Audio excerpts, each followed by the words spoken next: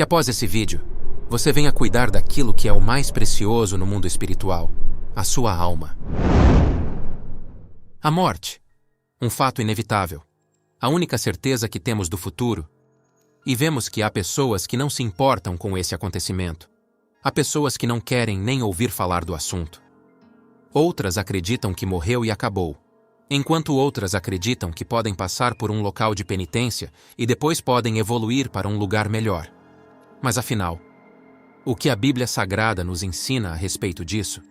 E o que realmente acontece após a morte? É o que veremos nesse vídeo. E no final, iremos saber qual é o maior problema para o mal ser vencido nesse século.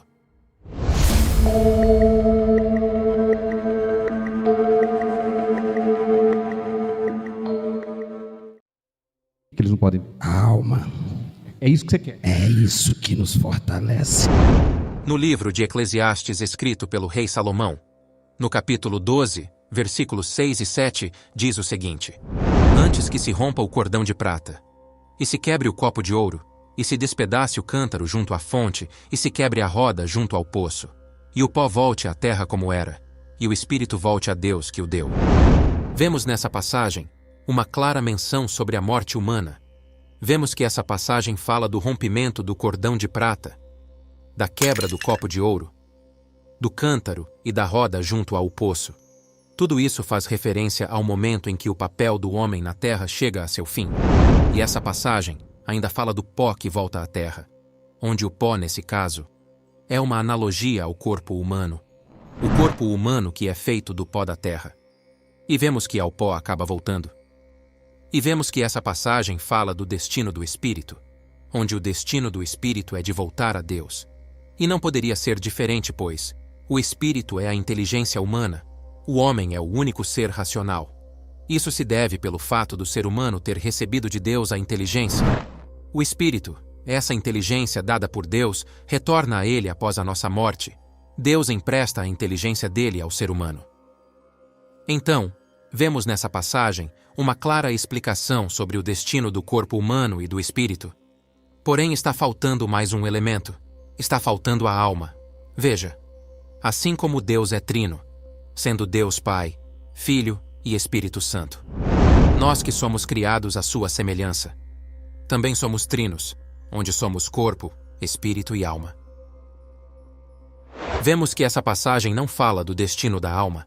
Vemos que fala do corpo que volta ao pó e do espírito que volta a Deus. Mas sobre a alma não é mencionado nada. Entenda. Quando lemos na Bíblia que Deus criou o ser humano, saiba que na verdade Deus criou a alma. Nós não somos o corpo, nós não somos o espírito, nós somos a alma.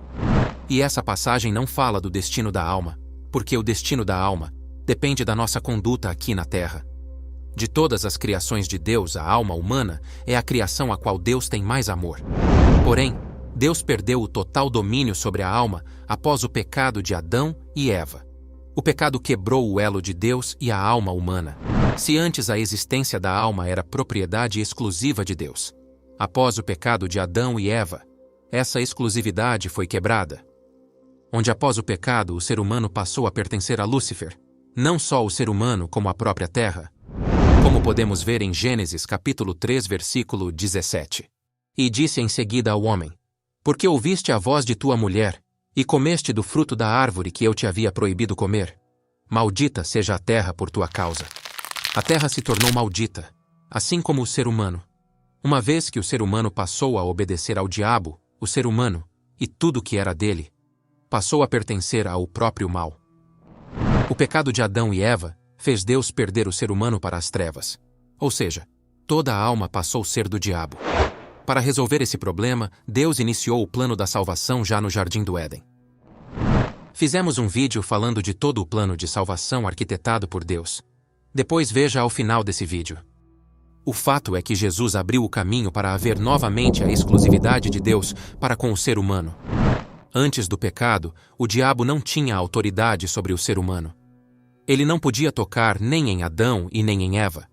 Ambos eram exclusiva propriedade de Deus, pois eles viviam em obediência ao Criador.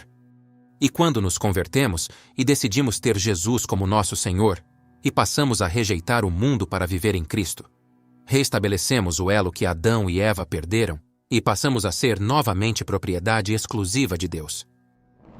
E uma vez sendo nós propriedade de Deus, o mal não pode tocar. Entenda, existe uma luta no mundo espiritual para saber com quem fica a sua alma. E, assim como no direito, é mostrado ao juiz uma escritura que comprova a posse de uma determinada casa por uma pessoa. Assim também o diabo faz diante de Deus, exigindo a posse de uma determinada alma, mostrando para Deus os pecados cometidos pela pessoa, pois a pessoa que peca se torna propriedade de Satanás. E quando a pessoa vive nesse mundo fazendo os desejos do seu coração, os desejos da sua carne, vive nesse mundo e despreza a Deus e a sua palavra. Após a morte, o diabo reivindica a alma dessa pessoa para Deus. E Deus, pela justiça, tem que ceder. E toda alma que Deus perde para o diabo, isso gera uma enorme dor em Deus. Deus sofre, meu amigo. O que é mais sagrado para o homem lá em cima? Não é a alma. Imagine você criar um negócio com todo carinho, e você acaba sofrendo um golpe, e você se vê tendo que entregar esse negócio para o golpista? Assim é com Deus. O diabo aplicou um golpe, e pela lei, a partir daquele momento, todos que não se inclinam para Deus e não conseguem se separar das coisas desse mundo, automaticamente são propriedade de Satanás. Então, vemos que o destino da nossa alma depende de quem nós servimos em vida. Se obedecemos à palavra de Deus, somos de Deus.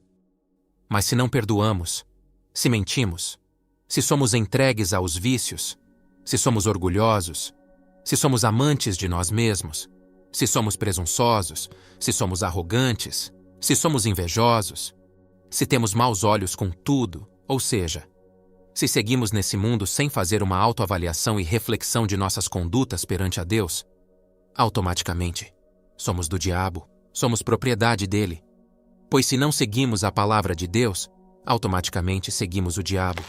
E o destino da nossa alma passa a ser junto do Senhor, a qual em vida acabamos servindo. Podemos concluir que há duas possibilidades após a morte. Uma é a possibilidade dos anjos de Deus vir nos buscar, ou a possibilidade de nossa alma ser levada para o inferno pelos demônios do diabo. Não se engane, não existe purgatório. Não existe chance de sair do inferno. A escolha é feita em vida e não em morte. Se você morrer tendo negligenciado a Deus, o seu destino na eternidade não será com Deus. Por isso, Deus sacrificou o seu próprio Filho por nós, para nos dar uma chance. Se houvesse uma outra forma de arrependimento após a morte, Jesus não precisava ser crucificado. Jesus é o único meio para sermos salvos. E vemos que essa disputa de posse pela nossa alma fica ainda mais claro quando o diabo pediu a alma de Pedro para Jesus. Como podemos ver em Lucas, capítulo 22, versículo 31. Simão, Simão, Satanás pediu vocês para peneirá-los como trigo, mas eu orei por você, para que a sua fé não desfaleça. E quando você se converter, fortaleça os seus irmãos. Vemos nessa passagem que Satanás pediu a alma dos discípulos, e Jesus intercedeu por Pedro. Pedro negaria Jesus 3 vezes após esse episódio. Ou seja, Simão Pedro iria mentir. E essa mentira daria a Satanás o direito sobre a alma dele. E Jesus, sabendo disso, intercedeu por ele junto ao Pai. Meu amigo e minha amiga, Jesus é nosso advogado. E Jesus intercede por nós, não só naquela época, como agora também. Então, decida segui-lo. Pois o destino da sua alma está em jogo. Tome cuidado. Uma vez a alma no inferno já era... No livro de Lucas, Jesus fala de um homem judeu extremamente rico, que morreu e foi levado para o inferno, e de um mendigo chamado Lázaro, que morreu no mesmo dia, porém foi para o céu. E o homem rico, estando no inferno, olhou e viu Lázaro junto com Abraão nos céus, e a Bíblia mostra que ele conseguiu se comunicar com Abraão. Como podemos ver em Lucas 16, versículo 24, e clamando disse: Pai Abraão, tem misericórdia de mim, e manda a Lázaro que molhe na água a ponta do seu dedo e me refresque a língua, porque estou atormentado nesta chama. E no versículo 25 e 26, Abraão responde: Disse, porém, Abraão: Filho, lembra-te de que recebeste os teus bens em tua vida, e Lázaro somente males. E agora este é consolado e tu atormentado. E além disso, está posto um grande abismo entre nós e vós. De sorte que os que quisessem passar daqui para vós não poderiam, nem tampouco os de lá passar para cá. Entenda uma coisa, o homem não estava no inferno porque era rico e Lázaro estava no céu porque era pobre. Nada disso. A Bíblia fala que Abraão era muito rico, e como vemos, estava falando do céu. Mas Abraão foi um rico que viveu em obediência a Deus, diferente desse rico que teve de tudo, mas desprezou a Deus em vida. E vemos nessa passagem que o rico pediu para Abraão: Pai Abraão, tem misericórdia de mim, e manda a Lázaro, que molhe na água a ponta do seu dedo e me refresque a língua. Ou seja, depois que a pessoa morre, a primeira coisa que é tirada dela é o livre-arbítrio, o poder de decisão. Ele queria poder beber água, mas tinha que pedir por favor a Abraão. E Abraão mostrou que não havia como, pois havia um abismo entre eles. Ou seja, não tinha como ele ter acesso ao céu, e nem Abraão ter acesso ao inferno. E essa perda do livre-arbítrio se mostra novamente quando o rico volta a falar com Abraão nos versículos 27 e 28. Rogo-te, pois, ó pai, que o mandes à casa de meu pai, pois tenho 5 irmãos, para que lhes dê testemunho, a fim de que não venham também para este lugar de tormento. Ou seja, uma vez no inferno, acabou. Hoje você chama uma pessoa para ela vir na igreja, e ela tem o livre-arbítrio de dizer não, de dizer: eu não quero, eu não vou porque não gosto, eu não aceito o que dizem. É a decisão da pessoa, mas quando os olhos se fecharem e a alma se desprender do corpo, o dono espiritual dessa pessoa vem para buscá-la. Eles não sabem o quando descolar a alma dessa carne podre que eles carregam sobre os esqueletos deles. O que vai vir buscar eles? Se você se entregou a Deus, os anjos te levam para onde está Abraão. Mas morrendo sem ter Jesus como nosso intercessor, o anjo do diabo vem para buscar a sua alma. Talvez você acredite que não seja assim, que você vai ficar por aí vagando livremente. Mas vemos que a Bíblia mostra um destino diferente para a alma. E depois da morte não tem mais jeito. Ou é para junto de Deus, ou é direto para o abismo, para o inferno. E não adianta clamar a Deus. Há um abismo.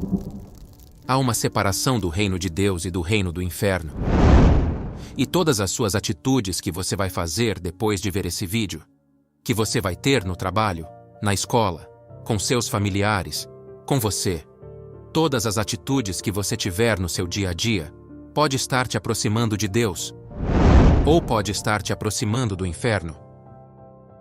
E vemos que o maior problema para o mal ser vencido nesse século é a pessoa vencer a si mesmo. A verdade é que não escolhemos ter nascido, mas podemos escolher para onde vamos na eternidade. Obrigado por assistir a esse vídeo.